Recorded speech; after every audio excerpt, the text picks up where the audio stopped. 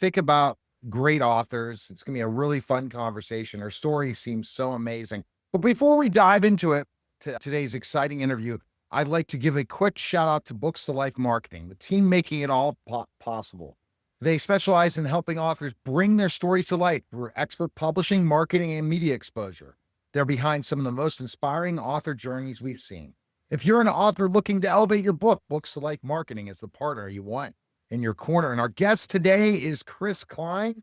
How are you, Chris? Your book is titled Soul Wars, and it's Yes. into the supernatural. And before we start, I wanted to talk a little bit about who you are. At 19, the author found herself on the Rolling Stones plane for a couple days, with the last stop being New York City. It beckoned her to be her home. One night, she crossed a line that took her to a place where few had gone. She had stayed communicating and channeling with dark spirit for 9 years, thinking it was an angel. Her story became a bestseller in New Zealand and Australia, where she lived almost 3 years. The voice talked to her all the time about where we had come from and where we're going.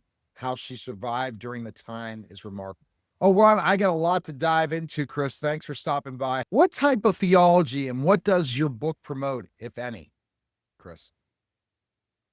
I guess in a nutshell, it's trying to show people that there are spiritual entities that are around us. There are good ones and there are bad ones. And depending on our motives and the way our heart is working, they will show up. And they can take a heart that's dark and angry and mad and keep it moving so that an actual evil spirit takes you over. Oh, wow. And you first discovered this, you said, when you were heading to New York, right? Yeah, one night I came home and I heard a voice behind me up in the ceiling. And I turned around and I looked up and the voice said, "Chris, I'm God and your father's with me." And I went and sat on the bed, just shocked. And this brilliant white light just filled me. It would be like looking at a spotlight with your eyes closed. And when I opened my eyes, I could tell there was something in me. There was a power in me. And for 9 years, I wrote scripture and I wrote future events and I moved things around in the house and it was fun. Okay, so well, I have to come into this because I'm just intrigued by this completely. Once you discovered this, it's had to scare you at the time. No, because I thought it was God. And years later, when I was down in Fiji, I was asked to do an exorcism on a person, and she scared me. She was very wicked and growling, and that scared me. But I did for probably 15 years exorcisms on people. And so I just got used to it and knew what to do and knew how to tell it to shut up and just carried on that way. Okay, so this learning process, we're gonna get to Soul Wars, but if I have time to come back to you on this one, I'm so intrigued by this. So you basically did not write Soul Wars. Someone helped you write this book, and it's It not. was completely made up, completely made up. The only true thing in there is when Martin Luther dies. It was starts in the 50s and goes forward to generations. And I threw in Martin Luther King dying just to make it more real. Did you do the writing, or did you help? Did inner spirits help you in the writing? I just sat down and wrote whatever came to my mind. I knew at one place I was going to have to kill off some characters. So I decided to pick this one woman who was very materialistic and very money hungry. And she decided she was going to burn down her husband's tire garage and get the insurance. And in it, she slipped, fell, and died. Oh my goodness. Oh, That was something I just made up as I wrote it. yeah. And do you get help from people that speak to you in the way you write? That's the question I'm asking based on that experience when God was speaking to you. Did God speak to you through writing this book? It wasn't God. It was a spirit. There's a Yeah. Yeah. spirit through this writing the book. Yeah. Wow. It was coming from my imagination and I just whatever popped in, popped out. And it's a great book. I find it very intriguing how, for example, the one boy is going to Vietnam and he wants to be a helicopter pilot. And for 1 second in our realm, an angel, because his mother's been praying, an angel turns and her wing or its wing catches the piece of paper that is his affidavit to be a pilot and it blows it in the trash can. So he never got to be a pilot. And that was because his mother prayed. Wow. And so it's very interesting. So each one of these characters almost went through what you went through when you were 19, correct? Yeah, but I don't think they knew what it was. They just knew bad things were happening to them. Oh, wow. Okay. So that And there is a place where someone tries to teach a woman this is what you're dealing with and you can bind it, you can stop it. One young son flips on a skateboard and has a concussion and they think he's going to die, but the mother's prayers saved him again and he didn't die. wow. So let's talk about how did you choose your characters? I found a Life magazine in Australia and I cut out pictures of people. I- and I made this one Rose, this one Esther, this one the mayor. And I just, that way it gave me something to look at and to relate to as I was killing them off or having something bad happen to them. Makes complete sense. Got it. Wow. Although I found out some of them were famous people. So the way your book is laid out, does it cover in each chapter a different character? They're all intertwined through each chapter. I started off with the two young boys going to elementary school. The young boy was black, and of course, that was a mixed up time. And the white boy hits his head on the swimming pool diving board, and the black boy jumps in to get him and is punished by the teacher for getting in the pool. But he saved the boy's life, and they became friends all the way through Vietnam. Wow. I think that that's very interesting. And what gives spirits access to make you do things unexplainable in the book? I somehow I came up with the decision of having a black heart. And it doesn't have to be real black. It could just be a little black. And then when you're getting madder or you're getting hateful, it grows and it grows into the fact of where a evil spirit can take over it. And with the angels, you have light in your heart. And that light is what the angels look for so they can come and help you. Is this an action book or a thriller? I'd say both. There's one scene where a girl who's not real attractive in junior high and some boys give her some acid and they put strychnine on it. And she's so happy that somebody noticed her. And she had the acid in her hand and she went down to her little favorite spot And again, an angel, because someone was praying, an angel spun around in this realm and blew the acid out of her hand. What is generational sin?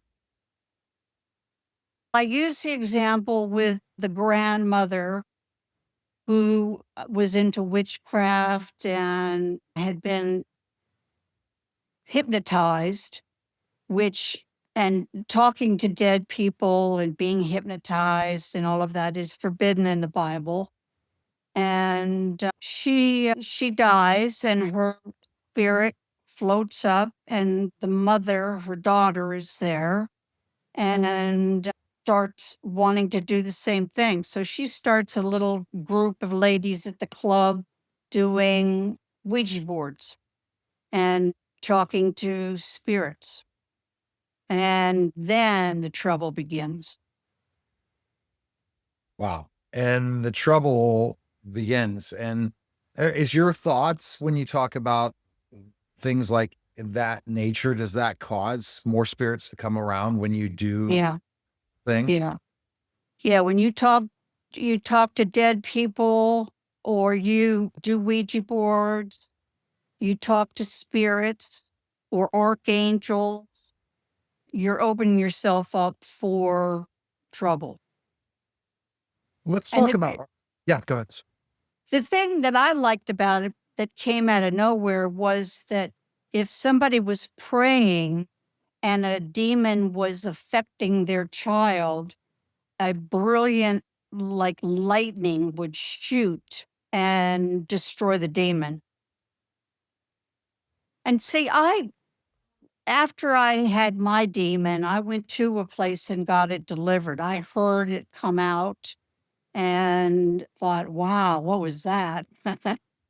And I then, like I said, for 15 years, I went to places where I was set up to do exorcisms.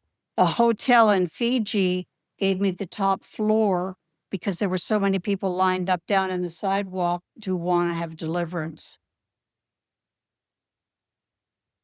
And that's what we can dive into deeper after we get through some of the more of the books. That's intriguing about you. So, in a lot of ways, do you take a lot of your writing of this fictional book into your experiences that you've dealt with were taking demons out of people's bodies and speaking to other spirits? And so that you can really see a true, these characters really going through something like this because of you living it? Only the one that comes to mind is in a church where a young girl with a mohawk and pierced things all over her face and a bone necklace. And she came up front and she said, I need help. And I said, who abused you? And she said, how did you know? And I said, God told me. And now we're going to get rid of that abuse and we're going to pray to get it away and you'll be fine afterwards. Wow. I'm so impressed by specifically just this conversation because people want to have this gift, Chris, and it sounds like it's not a good gift to speak to demons or archangels or things like that in that nature. Well, it can be scary, but the last time I did a week in a university, I came in and they said, "We don't believe in demons. We believe in medication." I said, "Okay, I'm going to give my lesson anyway." And during the lesson, an Indian man said, "Please, will you pray for me? I can't stand this anymore. I can't forgive myself for adultery." And so I stepped down and went over to him, and this horrible voice started talking out, I'm not going to leave. And my husband was in the background, and he came flying forward to see what was that. And I called some men around just in case this thing jumped on me. And it said, all right, I'm gone. And I said, no, you're not. You wouldn't be talking out of him if you were. And we finished that session and he was free and he and his wife got back together, went back to India, had children, had a ministry, and that's that. Okay, so you proved it. So you were able to help where they were saying medication's the only way. Yeah. Yeah. Wow. And And then I said to but that the that class, spirit didn't want you to be able to do that. That's the biggest challenge that you say, beware of talking to spirits yeah, or angels because what'll happen is they'll take control of you, it sounds. yeah. And they can manipulate you. And I said to the group, it was about 30 students, and I said, I'm done. You all do it on each other. And they did, and you could hear all over the room voices and dark voices and mean voices. And I thought that was pretty interesting. I find this conversation fascinating to learn about these things because we all know there is energy in this world and that there are truly things around us that we can't explain. So, what is body, soul, and spirit, and which is used the most? Your spirit is the most important part of you. Your soul is your soul and your body is what you do with them. If you, oh, I'm going to go steal something, or, Right. but your spirit, when you ask the Lord, I don't want to be in this predicament anymore. Will you please come into my life? The Holy Spirit will come into your spirit, and then all these other things go away. Interesting. So, you believe in prayer can eliminate those demons and those Yeah. spirits. Yes. And what I did in the book was I showed them shooting shafts of light and destroying the demon. So it was just something I made up. And I remember saying to God, I said, listen, this book is getting too long. We got to end it. But you think And that you were getting divine intervention in this process for writing the book? the verse that came to me was, every word that is on your tongue, I know it before it comes. So basically, God was saying, I'll finish the book when I'm finished. And you're not like gonna say no. And then you said first time it was a spirit. So when did you find God after that? After the experience with the spirit, as we talked about. Well, that was years later. Had moved to Hawaii, and I started going to church, and some people told me about a place where I wanted to stop smoking. I didn't know what a Christian was. I didn't know really anything about it, or a missionary. And they accepted me. They said, we won't take you unless God gives us a word. And so they said, you're accepted. And the first week there, they cast the demon out of me because the teacher knew that I had one. Wow. Okay. That's us for a story another time. Can you tell us what experiences you felt, heard, or seen a spirit? You've done it so many times. So this is where I want to dive deeper because when you're reading your book, you're having God help you write it. You are talking about kind of experiences you've dealt with in your life in this book. But can you tell me of some experiences you felt or heard or seen a spirit? Well, I gave three in the book. One was when I was laying in bed and an ice cold feeling came over my face. And I was in Fiji, so there was no air conditioning. And we were, my team of girls, we went around the South Pacific dancing and doing dramas and helping people. And she said that she saw a warrior in her door that night, dressed in warrior clothes. And so that next morning, we were sitting at the table and we looked over at the couch, and the couch sat down like somebody had sat on it, but nobody was there. Yeah. And other experiences, we talked about the 19, as a 19-year-old, that's the first time you experienced the spirit. What other, you didn't talk about that in your book, did you? That That experience is because it's me. It's in my next book coming out. Okay. And when I was on the Stones plane and we ended up in New York, I decided to live there. And that's what changed my whole life because that's where the first spirit came. Okay. People need to read the book, so we don't want to give that away. The backstory of you, Chris, is what's going to intrigue people to go pick up this book. My audience asking them to do it and asking people who see this interview and you share it to all your friends. Can spirits do whatever they want, good or bad? Well, I'll give you an example. This, and many people do not know this scripture, pastors included.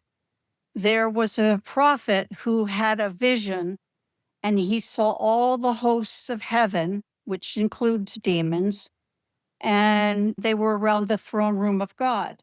And God said, how can I get that king, nasty King Ahab to go into war and die?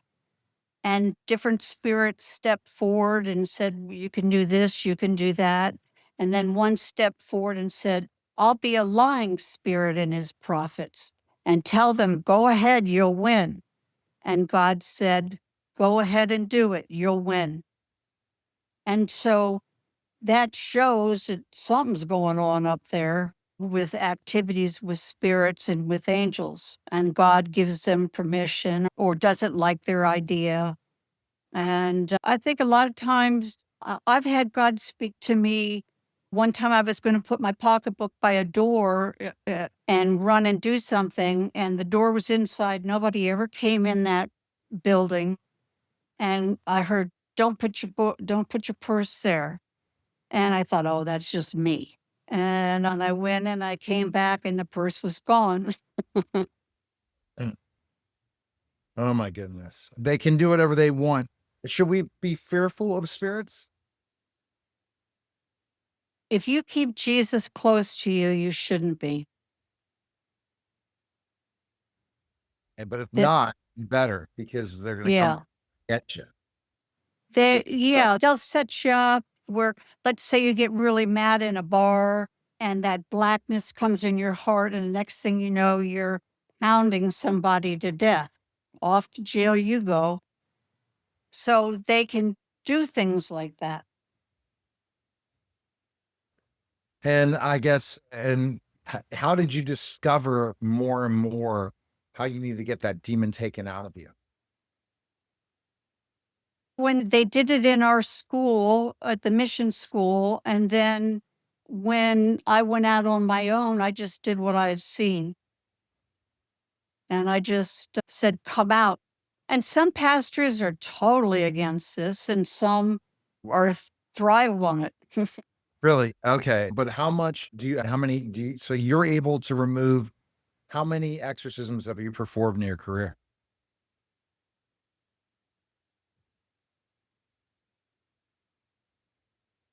Hundreds, thousand, because Okay, so how can we I, tell that someone has a demon in them?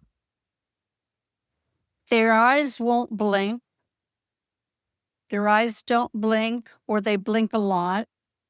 Their voices will change and they will speak to me. Wow. When was the last demon that you've taken out of somebody? How long That ago? was in that university in Hawaii. I got married right after that and said, God, I've had enough. Let me be a housewife. So you stopped that altogether. Yeah. And then I started this Soul Wars is 30 years old. I wrote it in Australia. It got lost in customs. Everybody who tried to help me type it, something bad happened. One agent from Crossway Books, he had a heart attack while he was reading it. It was like it was a bad luck book. Do you consult with people still of helping them to remove demons, or you're totally done with that?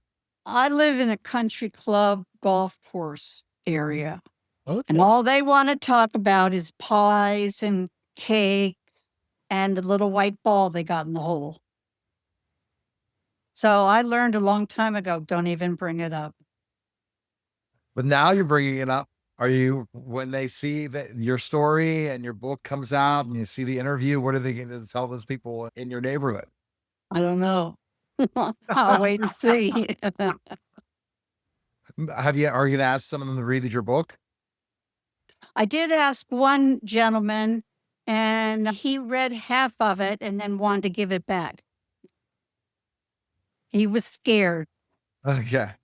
To finish up this, just for people that are into that, are definitely interested, I'm intrigued by Chris's experiences, but here is a Pacific Book review of her book. Soul Wars is a novel that demonstrates the various events that everyone deals with, from temptations, anger, fear, and death. Soul Wars portrays the life of four individual families and their daily walk with the supernatural, and see whether they fall or will they succeed. Various spirits gain permission to aggravate a family's emotions to see how the four families resolve the issues or how they accept each blessing. While this is a novel of fiction, it addresses ideas and thoughts that people deal with every day, things that are common to all of us, regardless of where one is on their spiritual journey. It's a novel designed to make readers feel like the characters are someone they know or even themselves. This novel is not written to be a nonfiction, but as a fiction novel, it still has some elements that ring true in people's walks through the spiritual and religious life throughout. So that was a great review of talking about it. So I wanted to give that taste of what you've talked about. People got to go out and buy it. So where's the best place people can find the book? Amazon probably is your best bet. I do want to share a story about Mick Jagger. That's in the next book coming up. He actually has a very kind face and soft eyes and is easy approachable. But when he picks up that microphone, a whole countenance changes on him. And that's the pictures that people would get when they would take pictures of him and put them in magazines. So you're Interesting. so that when is that book coming out? Not too long from now.